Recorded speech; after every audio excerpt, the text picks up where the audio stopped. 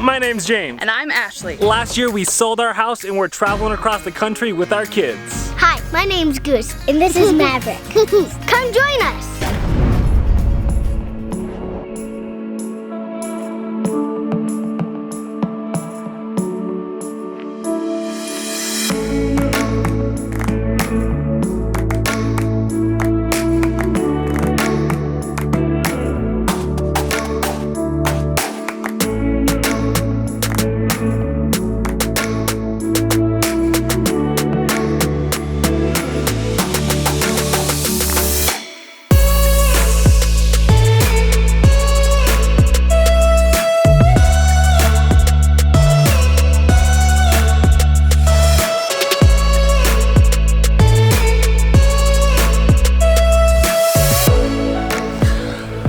We have made it to collier. We have made it to a state park, and the reason we are here is because one, it is beautiful, check it out, but two, we wanted to explore Naples and Marco Island over here on the Gulf side of Florida. We've been told and seen that this area is beautiful, and so far, if this park has anything to do with it, it is going to be amazing here.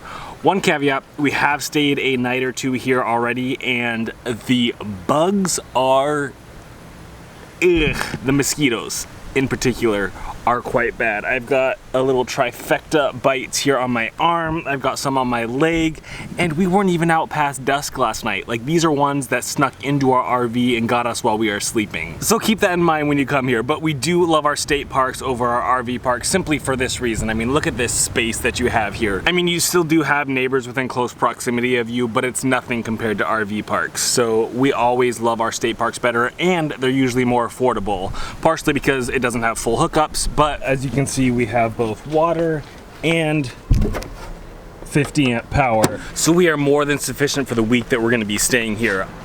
Hey Mav, what you doing? Oh, you guys. Look, come here, let me see your eyeball, kiddo. Look at this poor eye, hold still.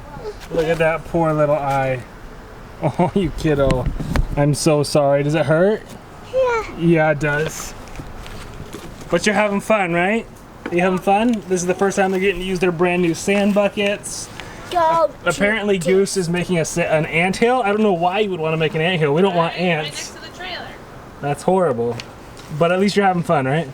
Since I was talking about state parks and national parks versus RV parks, I figured I would sit down with Ash and get a feminine perspective on why she prefers one versus the other, as far as national parks, state parks, maybe even BLM land and whatnot compared to RV parks. So, like, what are your... I said I prefer state parks, and I kind of said...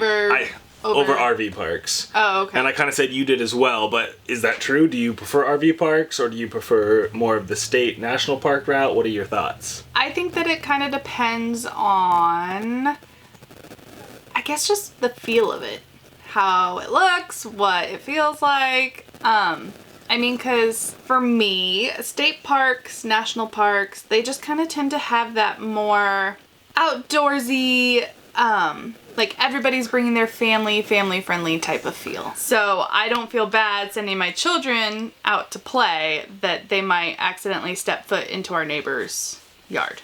That's true. And it gets like BLM land and national parks and state parks, they're all, it's almost like exponential. Like, you kind of goes, RV parks are usually the smallest, then you go to probably state parks and national parks, and then you have BLM land, which is even like more widespread. Well, it can be, but then there can be that person that doesn't really understand the rules and that they park, etiquette. like, right next to you. That's true. But then the opposite is the negatives are usually your RV park will have more amenities. Mm-hmm. The most basic being full hookups. So you have sewer, power, and water. Now that's not always true, but then you get even more stuff, like you get putt-putt golf, you get washers and dryers, you get a lot of playgrounds, pools, shuffleboards. You just get more amenities with the RV parks, and it gets less and less as you go go through the state parks to then the national parks and then the BLM land. Because usually at BLM land, you have nothing. No water, no dump stations. Now, that's not always true.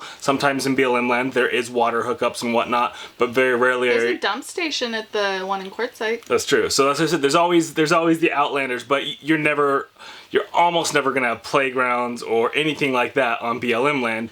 Versus at an RV park, if there's not a playground, you're kind of like, oh, what's going on? This is weird. So it just kind of depends on what your priorities are. Are you prioritizing the space and being out in nature and campground kind of vibe? Or are you needing to do laundry and a place for your kids to play and swim and that kind of thing? So it's kind of like, what are your priorities? That, and I mean, your priorities will probably change. If you're looking at first-time, full-timers, your priority is probably going to be where ours was, where we're looking for a place that has hookups, power, you know, hopefully some sort of sewer and water. And as we continued on, we realized, hey, it's kind of nice to just be able to park our house where we want to and not live off the land, because it's not like I was like scavenging for dinner or anything, but like... You're not having to flip that switch for full power. Whew! Tell you what. That instant coffee. Yeah. But, I mean, you know what I mean. It just feels more rugged. Yeah. What we've landed on is, like I said at the beginning, we did a lot of the RV parks.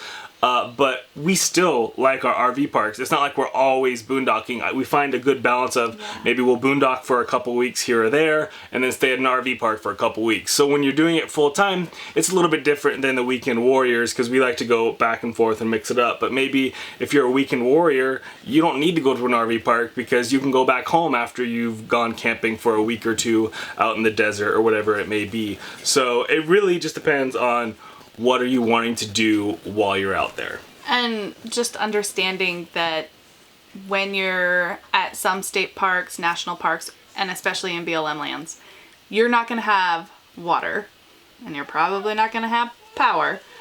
And she's playing with the train. Okay, sorry, I had to go help Mav. Speaking of Mav, I wanted to address the ouch she had on her face when we were getting her outside. She was like really excited to get outside. So as I was opening the door from the outside, she was on the inside ready to come out. So she like fell into my arms, and as she was falling, she nicked her face on the door. So she just got this big scratch on her face. I think I just about had a heart attack because Goose started screaming, "Mom!" Unrelated to this incident, is just similar. If you have little ones and you want to keep them safe but have the screen door open so you get that fresh air, you can latch your handle for getting up into it, and that keeps them from opening the screen. That's if you have one of those Yeah, handles. that's if you have one that can go away. But that's a hack that we found that works well. And say hello. Okay. Okay, bye-bye. Oh. Love you. Bye. So basically it comes down to what are your priorities? Do you prioritize amenities or do you prioritize nature? And that's kind of the question that will answer whether or not you are an RV park mood or you are in a national park mood. And like you said, each one has its benefits. You just have to decide which one is for you at that point in time. Hey Google, tell me a joke. Why won't the shrimp share its treasure? Because it's shellfish.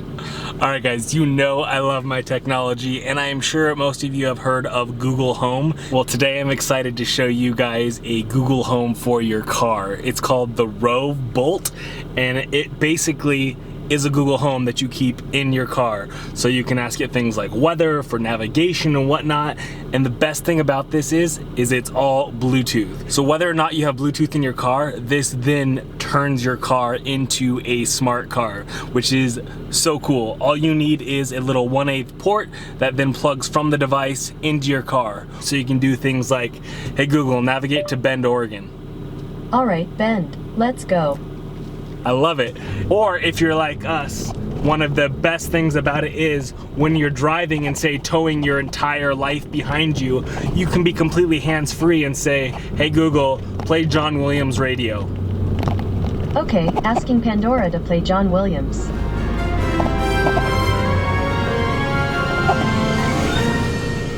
when you get new notifications or messages, with the click of a button, you can have them read aloud to you. So all you have to do is go click.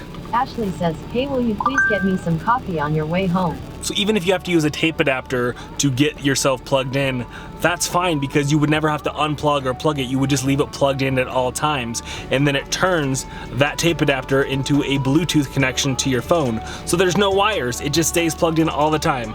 I love that about it. It turns old cars into smart cars.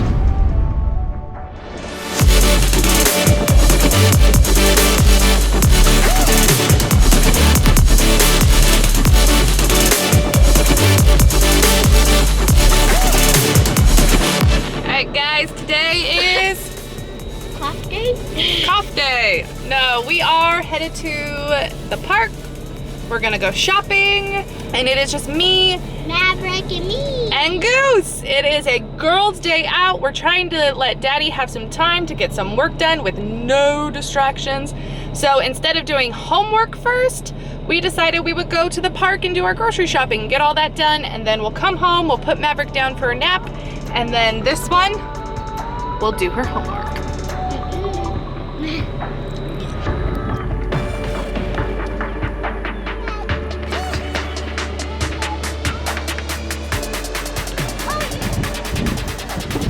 You having fun? Yeah? Say thanks, Sissy.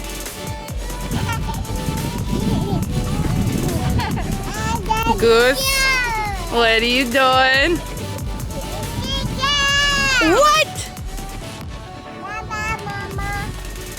What are you doing? Did someone get in the baby swing by themselves? Yeah. Yeah, crazy little goose. Ready? Whoop. 1, 2. Oofda.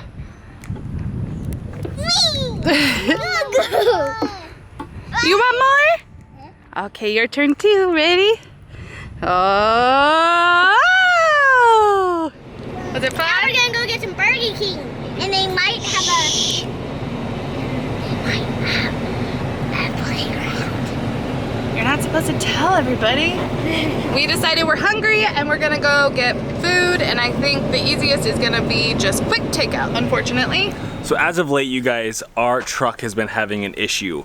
Not so much a towing issue or a driving issue, but a comfort issue. Our air conditioning has been kind of crap lately, to be honest. And now that we are down here in southern Florida and it's in the upper 80s to mid 90s, may not seem hot to some of you, but to us Pacific Northwesterners, we are getting sweaty, to be honest. It is getting bad, and the AC just can't keep up when you're in this, when it's in the direct sunlight. When it's in the shade, it can kind of keep it cool, but once it gets above 80, 85 in the direct sunlight, it just doesn't have a chance. So I looked up on good old YouTube ways or common problems, and I'm hoping, fingers crossed, all we have to do is recharge the AC. So I went to Walmart and picked up this, some R-134A, which is like your common Freon to recharge your AC. So theoretically, we should just have to hook this up to the low port on the AC and get the PSI to that proper level in the blue right there, so around the 35, 45 levels. And I'm hoping that this does the trick, because this only cost me $20, but going to a mechanic, even for them to look at the truck and figure out what's going on, I'm talking 50 to 100 bucks, and then who knows how much after that to actually fix the problem. So fingers crossed, this works.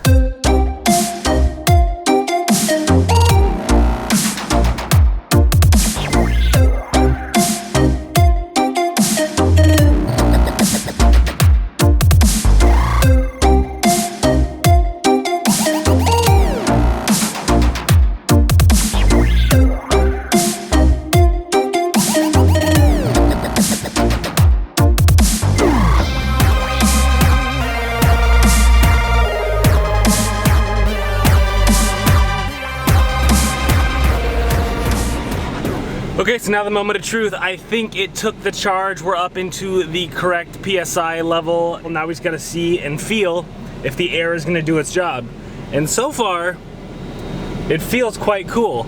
Because before, when it got above 80 degrees, it just had a struggle trying to cool the truck down.